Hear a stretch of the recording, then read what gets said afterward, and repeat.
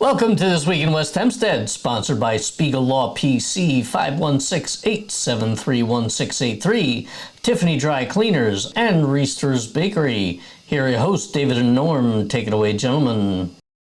And welcome to This Week in West Hempstead. And in the studio, we got a full house today. We got Adam, Norm, Dan. We should have a 24-hour Halls Pond network. Should be nothing but Halls Pond. A live camera. You give us 22 minutes, we'll give you Halls Pond. Oh my God! I mean, and we really should broadcast from the middle of that muck. Although, again, I think it would be contaminated. But they started this cleanup. Things kind of ground to a halt. There was a meeting last night. Norm, you were there. What did you hear and what did you see? Yeah, so let me give you some background. So Maureen from the West Hempstead Community Support Association hosted the meeting on behalf of the association and the 50 residents that showed up to hear the Commissioner of Parks, Darcy Delier, and the Assistant to the Commissioner of Public Works, Connie Patrici. Over the evening, questions were proposed really to both commissioners, representatives, and here's the story for the pond. The pond is not a natural environment, okay? People think it is. It's a man-made dump the water location that comes off of Hempstead Turnpike. It comes actually from the North Shore as far away as Long Island Expressway. And so it's not considered to be a wildlife sanctuary. That's number one. Okay, number two, as a retainer of silt and dirt that comes off of these places, it needs to be maintained. Yeah. Which they have not been doing, right? No, correct. But now they started. So they brought in this machine, they lowered the water. By the way the way they lower is they bring down the gates that are at the very end of the pond, and they dump that water into Lakeview, into the park in Hempstead Lake Park. Good, let them get all the pollution. Yeah, and that water, by the way, ends up in Reynolds Channel in the ocean. So wait, so that's that sort of area along in the presidential section where it's like basically there's never any water in it. Is that now like up to the top of the banks because they closed the gates?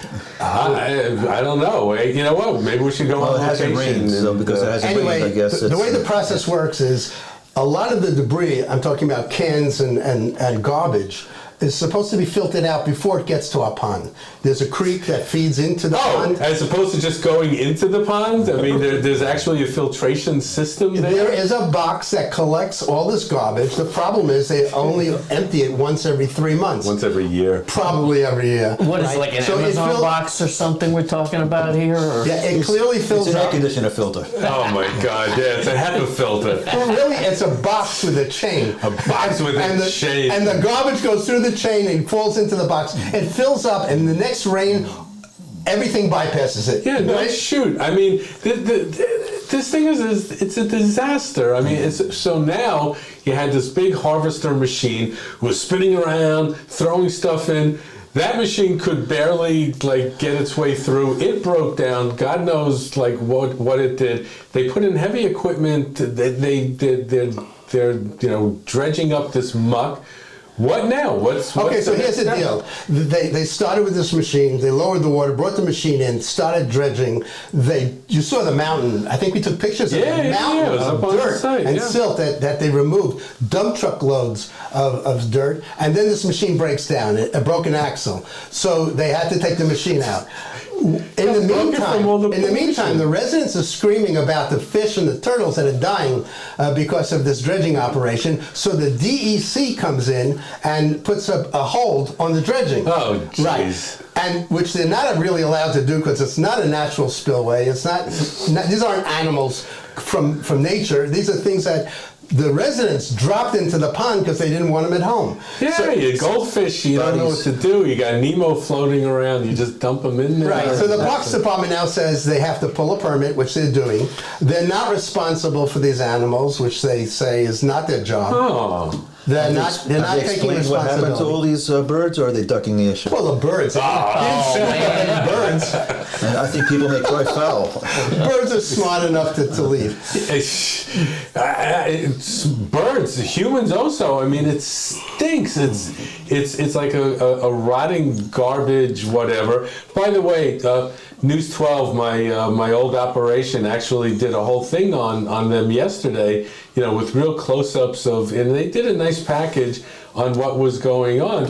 This is an environmental disaster. I mean, So part of the reason is that the residents are feeding these animals, the birds, the geese, the ducks, and of course they're pooping all over the place, and you're not supposed to feed them. It's not healthy for them, it's not healthy for our environment, and it's a mess for the park. Yeah, well, guess what? It also brings in other wildlife like rabid raccoons, So, West Hempstead is now in trouble with rabid animals. Wait, we could start a gang fight here between those geese, which are nasty, and the rabid raccoons. But this is what I talked. This is what I talked about last week, right? If they go through this whole thing, we're going to do an environmental impact statement, all the rest of it. It's going to be 2 years of mud flats. Oh, now with the sitting over there. DEC involved, this is like they're going to test the water. They're going to find out that it's like God knows what's in the water. No, but they can't do anything about it. They're not going to purify water that comes off the street. I mean, what for? What's the point? I don't know. I mean, I don't know exactly what the DEC does. Where's Lee Zeldin? I think he needs to convince. This is his old stomping grounds. He should come back here and figure Oh this God! out. If the federal government, So here's what you guys have mentioned is you talked about the raccoons. So yes, they did actually catch a raccoon at the park that was considered to be rabid. And he was deported. And they deported him. Right. but did he get a hearing? Sorry. So there is a number to call. Actually, the Department of Health will pick up animals that you think are dangerous, sick. So there's a daytime number. I'm going to give that to you. It's 516-227-9663. In the evening, off hours after 5 o'clock. Call Norm. No, sorry. Call 516-574-6154. They will show up within an hour and take care of that animal. Yeah, is there man. any truth that the raccoon got sick just from being around the pond with no water in it and all the toxic waste that's sitting in there? Yeah, It's our own version of the Gowanus Canal. Yeah, Oh, really? It's more like Love Canal. I mean, this is bad news. And then on top of all of this, you have a playground that's right next door. That there's all sorts of issues in the playground. There, right? And So that's what the residents had to complain about as well. Of course, the playground the bottom flooring of that playground, Craters. which is supposed to protect kids, is cratered. It's been patched. Oh, God. And they have scheduled fall Looks like my for street. closing the playground. Guarantee you they're going to fix that before they get to you. This fall, they've scheduled the repair of the playground. They're going to close the playground, rip up the entire flooring, replace it with a high quality, hopefully long lasting flooring, which is a poured in place material, one piece across the whole thing. And Bill Gaylor is in front of Nassau legislature trying to get capital improvement money for increasing the size or at least enhancing the playground itself. The residents have been asking for a crosswalk. Yeah, that's actually a great idea. How about a speed bump? Oh, a crosswalk and a speed bump. Halavai, it should only happen in our lifetime. Right, so they can't get across to get to the playground From Nassau. Yeah, to Johnson's Place all the way down to Nassau. There's no lights or stop signs, and the cars do. And I've been there many times on that corner. Cars pick up a lot of I got speed. one of those and it's downhill.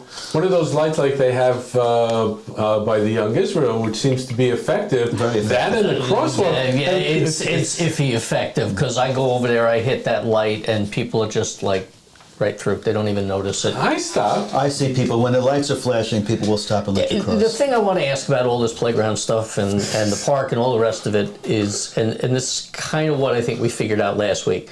Like, nobody listened, people raised the issue. All of a sudden it was like, hey, we're going to fix it. Now it turns out they haven't thought their way through absolutely any of this at all. Oh, this is literally figure it out as we go. Yeah, but why do you say they haven't thought of any of it? They've already scheduled the playground to be fixed. They've already been working on the park. It would have continued had they not been stopped. No, I think to some extent there were things that were being scheduled. I think to Dan's point, everyone was initially overreactive. It's an election season.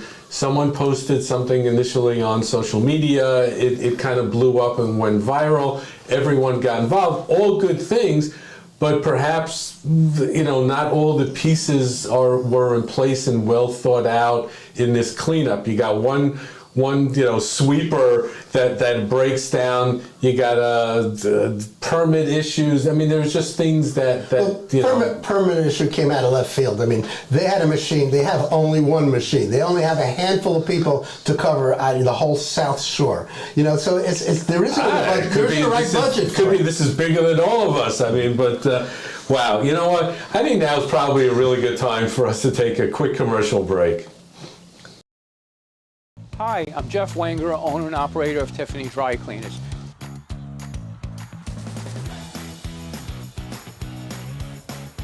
We've made things even easier. Schedule a cleaning pickup just with one click on our new app or website. And don't forget, we offer free pickup, delivery right to your door. Tiffany Dry Cleaners gets it just right. All right, and we're back. Norm, you had a quick mention. Yes, so the Parks Department says they don't have people to go out and inspect all this stuff. They expect the citizens to call them. The best thing you can do is pick up the phone, call the Parks Department at 516-573-0200, report your concerns. Probably most of it won't be listened to, but I guess if they get enough calls, maybe it'll make a difference. But they're asking us to call.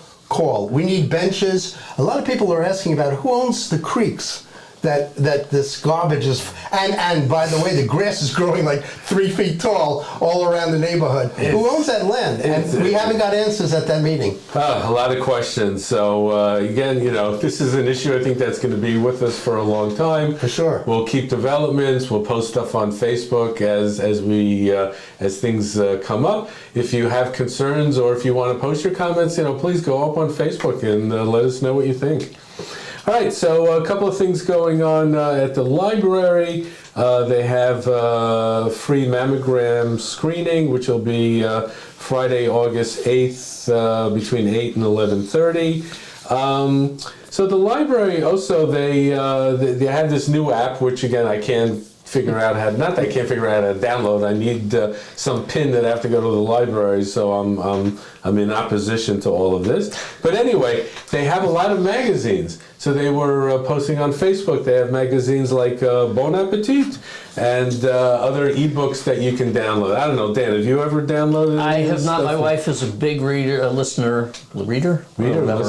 ebooks. I will say we're talking about the Libby app, not the library app. Those are two separate things, so far as I know. Oh. But with the Libby app, you can read all these magazines on your phone if anybody still reads magazines. The Gen Z kids are very big on magazines and books, physical magazines. If you have Libby's on the labels. Anyone remember that commercial from the 60s? Come on. I guess some of us may not have been. I don't know. Norm at least. No, I don't remember. I don't remember my phone number. Oh, jeez. Don't go by me. Yeah, maybe that phone will ring one day. This thing was interesting. The library posted their annual report for some of their statistics for 2024. And, interesting stuff like they have over 100,000 physical items in their collection. They have over 800 planned programs, which is, things that are, really interesting.